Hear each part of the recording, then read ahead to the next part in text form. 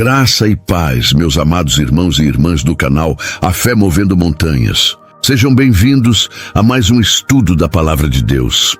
Hoje vamos abrir o livro de Daniel, um dos livros mais fascinantes de toda a Bíblia.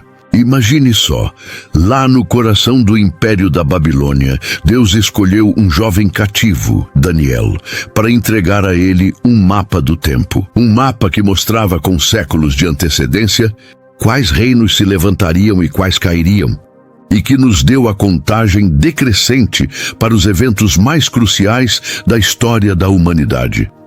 Muitos olham para isso como história antiga, mas eu lhe garanto, as visões de Daniel são mais atuais do que nunca. Elas guardam um código essencial sobre o Anticristo, a grande tribulação e a bendita esperança do retorno de Cristo. Fique até o fim, pois o que vamos desvendar sobre a profecia das 70 semanas pode mudar a sua forma de enxergar o mundo e o plano de Deus para o futuro.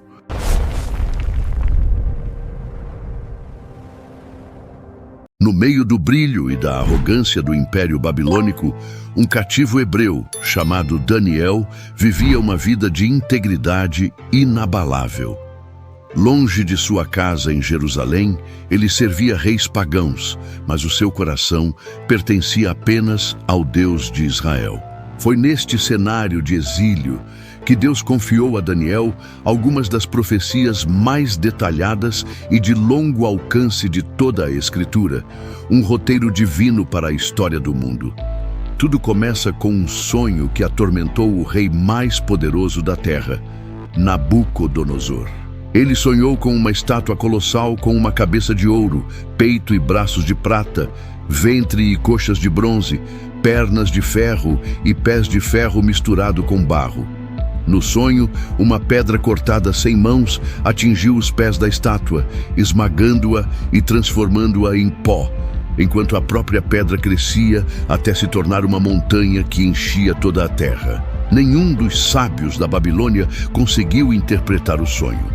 Mas Daniel, através da sabedoria de Deus, revelou o seu significado. A estátua representava uma sucessão de 4 grandes impérios mundiais. A cabeça de ouro era o próprio Império Babilônico de Nabucodonosor. O peito de prata representava o império que se seguiria, o Medo-Persa. O ventre de bronze simbolizava o Terceiro Império, a Grécia de Alexandre, o Grande.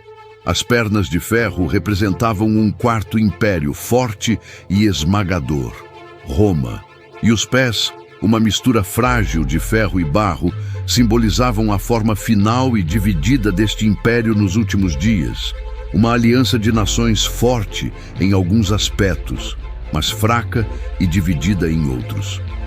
Mas a parte mais importante era a pedra. Daniel explicou que nos dias desses reis, o Deus do céu levantaria um reino que jamais seria destruído. O reino do Messias, que esmagaria todos os outros e permaneceria para sempre. Anos mais tarde, o próprio Daniel teve uma visão que espelhava e expandia o sonho do rei. Em vez de uma estátua, ele viu 4 grandes bestas a emergir do mar. A primeira era um leão com asas de águia, Babilônia. A segunda era um urso, devorando carne, o Império Medo-Persa consumidor. A terceira era um leopardo com 4 asas e 4 cabeças, a Grécia veloz de Alexandre, dividida entre os seus 4 generais. A quarta besta, no entanto, era diferente. Era terrível, pavorosa e extraordinariamente forte, com dentes de ferro, Roma. Esta besta tinha 10 chifres, representando 10 reis ou reinos que surgiriam a partir dela. Mas enquanto Daniel observava, um outro chifre, pequeno, surgiu entre os 10. Este pequeno chifre era arrogante, blasfemo e travava guerra contra os santos. Esta é uma das primeiras e mais claras descrições do Anticristo na Bíblia. Mas a visão não termina com o terror do pequeno chifre. Daniel vê o cenário mudar para o céu. Tronos são postos, e o ancião de dias, o próprio Deus Pai, senta-se. O seu trono é de chamas de fogo, Milhares de milhares o servem, e então o pequeno chifre é julgado e destruído. O domínio é retirado dele. Então Daniel vê um como o Filho do Homem a vir nas nuvens do céu. Ele aproxima-se do ancião de dias e é-lhe dado domínio, glória e um reino, para que todos os povos, nações e línguas o sirvam. O seu domínio é um domínio eterno que não passará. Esta é uma visão deslumbrante de Jesus Cristo a receber o seu reino eterno das mãos do Pai. Contudo, a profecia mais precisa e matematicamente espantosa de Daniel ainda estava por vir. Enquanto orava fervorosamente pelo seu povo no exílio, o anjo Gabriel apareceu-lhe. Gabriel deu a Daniel uma profecia conhecida como as 70 semanas, um cronograma divino que prediz com exatidão a primeira vinda do Messias e estabelece o cenário para a sua segunda vinda. Gabriel explicou que 70 semanas, ou 70 setes de anos, estavam decretadas para o povo de Daniel e para a sua santa cidade, Jerusalém. Isso totaliza 490 anos proféticos. Esta linha do tempo foi dividida em 3 partes. A primeira parte, de 7 semanas, 49 anos, marcaria o período desde o decreto para reconstruir Jerusalém até a sua conclusão. A segunda parte, de 62 semanas, 434 anos, continuaria a partir daí, até a chegada do Messias, o Príncipe. E a profecia específica, que após essas 62 semanas, o Messias seria cortado, morto, e não teria nada. Os historiadores calcularam que desde o decreto de Artaxerxes para reconstruir Jerusalém até a entrada triunfal de Jesus em Jerusalém, passaram-se exatamente 483 anos proféticos, 69 semanas, cumprindo a profecia ao dia. Mas a profecia era de 70 semanas, onde está a 770 e última semana, os últimos 7 anos. A maioria dos estudiosos da Bíblia acredita que há um intervalo de tempo, uma pausa no relógio profético de Deus entre a 609 e a 700 da semana. Este intervalo é a Era da Igreja, o tempo em que vivemos agora. A profecia de Daniel diz que a 700 da semana começará quando um futuro líder, o príncipe que há de vir, confirmar uma aliança ou tratado com muitos por uma semana. 7 anos. Este líder é o anticristo. Ele quebrará a aliança a meio dos 7 anos, profanará o templo e iniciará um período de perseguição sem precedentes, conhecido como a Grande Tribulação. As visões finais de Daniel, nos capítulos 11 e 12, fornecem mais detalhes sobre este período. Descrevem um tempo de angústia, qual nunca houve, e terminam com a promessa de uma ressurreição. Muitos dos que dormem no pó da terra ressuscitarão, uns para a vida eterna e outros para a vergonha e desprezo eterno.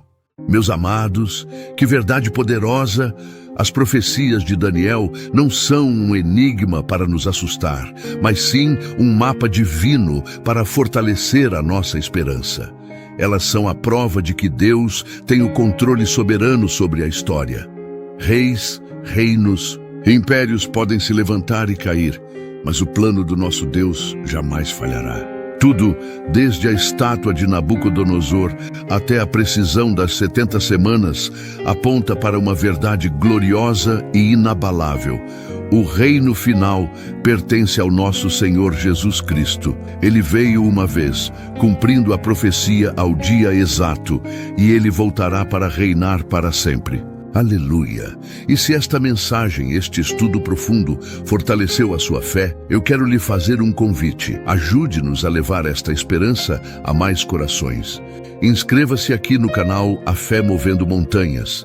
Deixe o seu like para que este vídeo alcance mais pessoas e compartilhe esta mensagem de esperança.